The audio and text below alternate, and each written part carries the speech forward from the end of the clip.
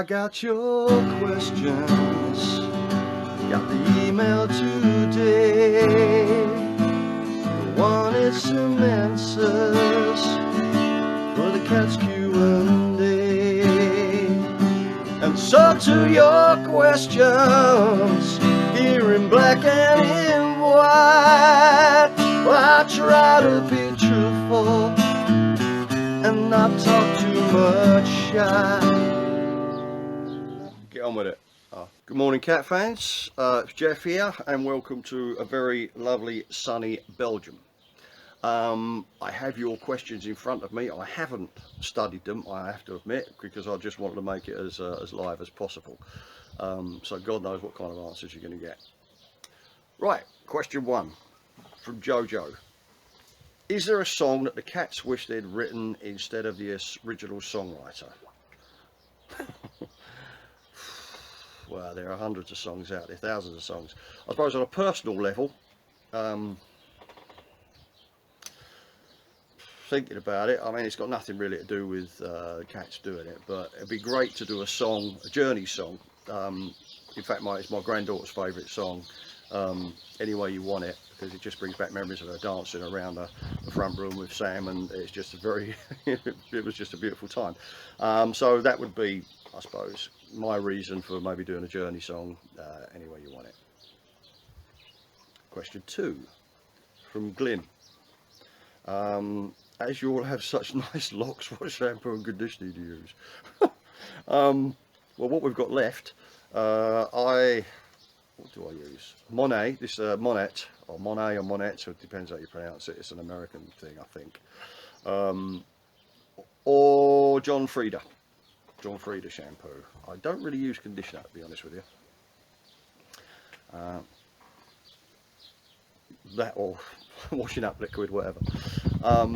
Question three from David. Who were your musical idols as a kid, and do you still listen to them? Yeah, man. Deep Purple, Free, Eagles, all the stuff mentioned in many questions before. You know, they're the bands I grew up listening to, and I still do. Yeah, still love them. Alan Richmond, your guilty musical secret. To be honest, I don't really have one. If I like something, I like it. You know, I don't feel guilty about it, to be honest. It's just what it is. You know? So no, I don't really have a guilty secret. Just scrolling on. John Inglis. How do you guys feel being likened to all the rock legends of the 70s, but giving it all a new life with original songs? Will that stand the test of time? Or that will stand the test of time? Feels great, you know, I mean, why wouldn't it? I mean, to be likened to bands like Boston, Styx, Supertramp, Queen, you know, all of those things. I love to say Sweet, but there you are. But it's all good, you know, I mean, their songs, all their songs have stood the test of time, and if ours do too, then, and our performances do, then that's fantastic. Yeah, very happy with that indeed.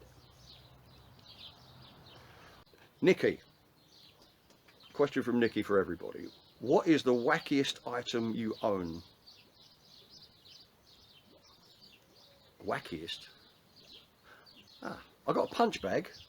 That gets a fair whacking from time to time. Yeah, it's a punch bag. What can I tell you?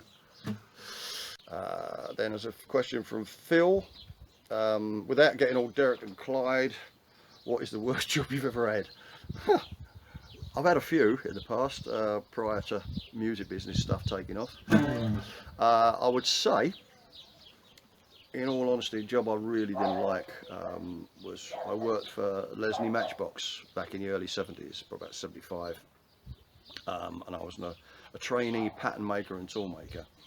That was like getting up, or leaving for work at about 5:30, 5:45, starting work at about 6:30, working straight through till we got 15-minute tea break and then half an hour for lunch and a 15-minute tea break in the afternoon, and it was indoors all day. I didn't see the sun, didn't see anything, didn't get any out, you know, no fresh air, except for playing football in the lunch break for half an hour, and that was the only respite really. So I would say probably I shouldn't really say it because it's my dad who got me the job. Dad worked for Leslie Matchbox, and he got me a job in his tool room. But sorry, Dad, I have to say that was probably the worst job I ever had. Moving on. Number one, a question from Leslie. If you had a bucket list, what would your number one be on the list and why?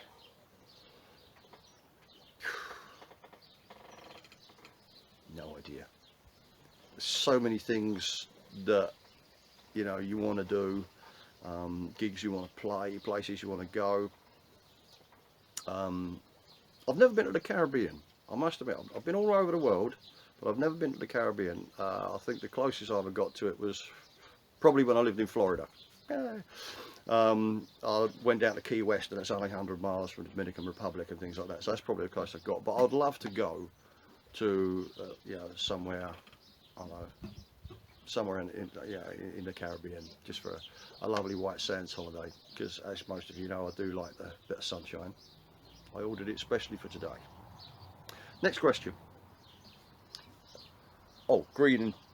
Oh, Les from Lee. Oh, right. It's Greg and Dean about what guitar would they buy. That's another hour. Okay, from Astrid.